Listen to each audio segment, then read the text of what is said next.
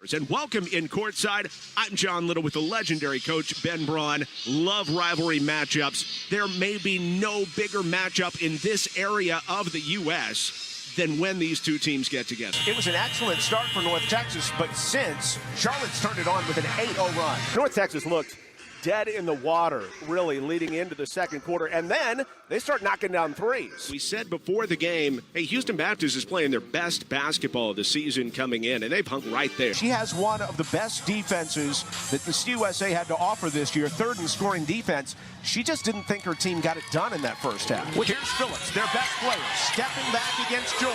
Skips it, and it's intercepted. Here's Jazzian Jackson looking for the break. It's a 4-on-3 if she hurries. Jackson in the paint, leaves it for Townley. Another jumper. It's good again. 2-point game. Low percentage shot as Callie Owens is blocked. Higgs, the recipient on the other end. How did she get that to go? Higgs hanging in the air and windmilling one home. Terry O'Bradley fires back. It's good and a foul. Cook, an open three. Cook bangs it down. My goodness. Western has to have a quick bucket. Creech into the lane, protects, shoots, hits, and one. They're wiping it down in Nacogdoches. Stephen F. Austin, Sam Houston State knotted up at 8 as we get ready to start the second quarter. That's how we all feel inside. It was tight at the half, but as we start the fourth quarter, domination, Kyle Yeomans, domination right that area, right about there.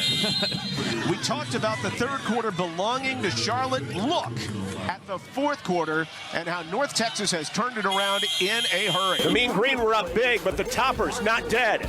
Not by a long shot. North Texas only has 8 players on their team that are available right now, and it's been that way for several weeks. Boyd making moves, crossing over, one of the best defensive players in the league, and Phillips stays right with her for the block. Tip of the cap to Jada Phillips. Phillips floats for 2. If there was ever a career in a microcosm there, that time for Jay Phillips. You get a stop on the other end. You're in perfect position defensively. You get a block. You gather the rebound. You take it all the way down the floor, coast to coast, and then you finish pretty easily using some physicality on the way in. That's a perfect look of what Jay Phillips can bring to the table. Following her own miss, Maddie Townley for 2. Townley's got to start finding a little bit of a rhythm. That's just her first bucket, or excuse me, second bucket of the day. 2 of 6 shooting now. She has had 9 rebounds, so she's making an impact in that regard. But offensively, they need her to step up. Lots of contact and a foul inside on George. Taking another look at what Phillips is able to do defensively, and of course starting up at the elbow, stayed on that left hip. And we talked about the craftiness of Nia Boyd earlier, and then she's able to finish on the other end offensively using that contact off of her left hip. So just positioning and not afraid to have that bump in the middle of contact and in the middle of scoring and even playing some defense. That's exactly how she plays the game, and it's fun to watch. It really is. What a difference maker she is. First team all-conference, part of the all-defensive team as well. Jade Phillips, the transfer out of Syracuse, averaging nearly 15 points and 9 rebounds. And if it wasn't for Erica Agumike being in the same conference, she might be the best rebounding guard in this league. The thing is it's them two and then the rest of the list. There you go. There you look at the fact that she's even up there and you're in that conversation with Erica Agumike, like that just already shows that she has what it takes to be one of the best players in the conference. Yet another rebound by Jade Phillips as she rapidly rockets toward another double-double. It would be her 10th of the season and her 18th of her career. Charlotte tries to take control. Lenny inside. Pearson the high catch in the finish. She can't suit up, but as I said before, talking to her on the phone, she would scare me. I'd be ready to play.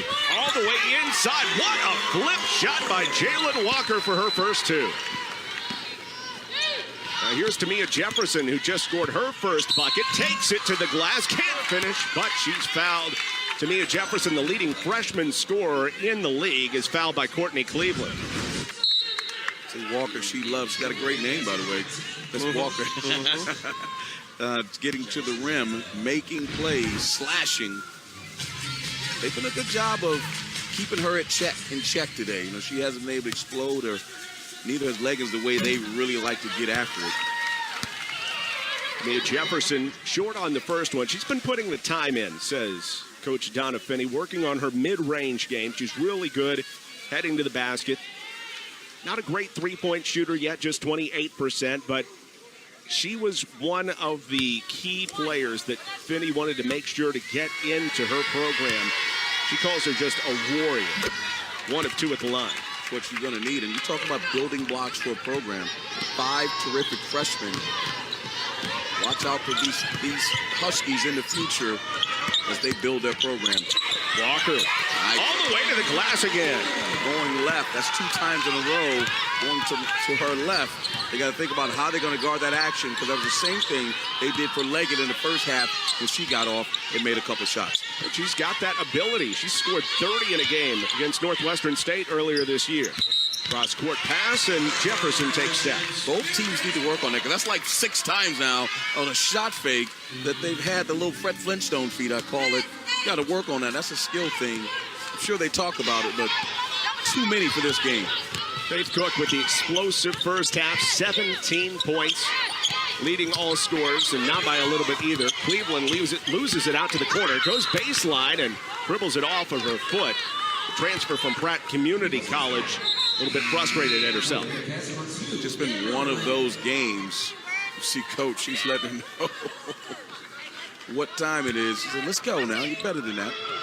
Coach Justice substitutes liberally. Long pass up to Jefferson, and she is fouled. Undercut by Jalen Walker, who is looking for a clean strip, but instead Jefferson to the line. And you can tell the way Sam Houston State plays the game that they're a very good, well-coached team. They just seem out of sorts today. You know what I mean? No disrespect to the Huskies, but Sam Houston State, definitely an offensive juggernaut. And they're playing at home, playing for something bigger than what the Huskies are playing for, as I said before. You thought you see a little bit more intensity. And maybe it's nervous energy knowing what they're playing for. Huskies trying to hang in there. And Jefferson comes through with the 2 foul shots. The 71% foul shooter nails both as the Bearcats bring Lachey Haynes in for the first time in the second half, and 6'2" Kiara McKinney, the tallest player that the Bearcats have at their disposal, heads to the bench here. Ball's knocked away out front, but Leggett grabs it back. Takes it into the lane, a little bit out of control, throws it away. Vujakovic is fouled. Yeah, you just talk about hustle plays, jumping. It's just that confidence. When you're playing in a game, particularly when you're playing against a team that you know is the top of the league, you just got to come out and bring it. They got some young players who are playing unafraid, and they're starting to play better. So credit Coach Finney for instilling in her team the confidence that they can come in here and play well. With Jalen Walker picking up her 3rd foul, she has to sit down, and Courtney Cleveland back on for the Bearcats. There's Abby Sutherland. It's her birthday. She had 7 in the first half. Rolls one off here. The rebound by Lachey Haynes. The scissor action off the high post. Cook's not afraid to pull the trigger, but too strong on that one. And Vujakovic tries to start the break. Goes right at Leggett. Little Euro step. Can't finish. That looked pretty nice. Good move there. Operation was a success, but the person didn't make it. You got to finish it. Vujakovic probably would like to have that one back. Faith Cook trying to lead Haynes on the baseline, but it's a little too strong. Bearcats coming off a game where they turned it over 21 times. And in this one, they've struggled with the giveaways as well. Coming back home, they've turned it over 10 times, including 3 times this half. Just hard to win when you give the other team the ball and you do not get a shot on goal. A tough man-to-man defense here, and it results in a turnover. Leggett out in front, all the way to the glass with the left hand. Those touchdown turnovers, they kill you when you're trying to win a game like this one. But look for the Bearcats to turn even more pressure up. Took Leggett a while to get started, but she is up to 8 points now.